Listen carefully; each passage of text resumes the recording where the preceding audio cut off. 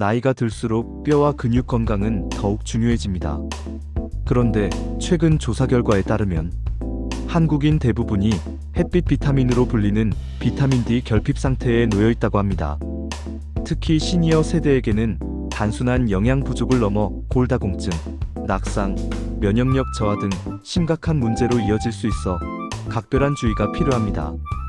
한국인 비타민 D 부족, 심각한 수준. 국민건강영양조사 2025에 따르면 남성의 87%, 여성의 93%가 비타민 D 부족 상태인 것으로 나타났습니다. 즉, 10명 중 9명이 부족한 상황이라는 뜻입니다. 비타민 D, 왜 햇빛 비타민일까?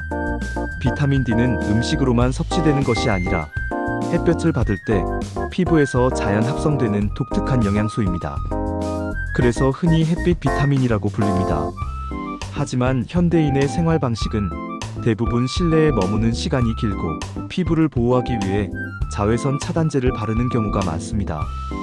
유리창을 통과한 햇빛은 비타민 D 합성이 되지 않습니다.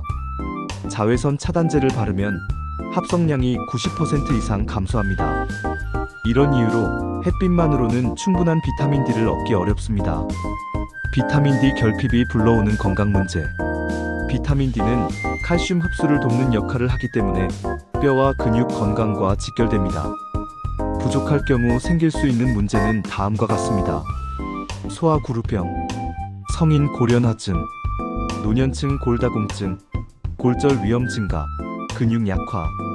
특히 시니어 세대는 낙상으로 인한 골절이 큰 후유증으로 이어질 수 있어 더욱 중요합니다. 또한 최근 연구에 따르면 비타민 D는 단순히 뼈 건강뿐 아니라 면역 체계 조절에도 중요한 역할을 합니다. 바이러스, 세균 감염에 대한 방어력을 높여주며 당뇨병, 고혈압 같은 만성 질환, 일부 암 예방과도 관련이 있다는 연구 결과가 보고되고 있습니다. 비타민 D 어떻게 보충할까? 전문가들은 햇볕만으로는 비타민 D를 충분히 보충하기 어렵다고 말합니다.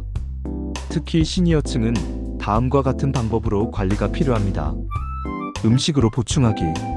연어, 고등어 같은 기름진 생선, 소의 간, 달걀 노른자, 치즈, 비타민 D 강화 우유, 시리얼, 두유, 건강기능식품 활용하기.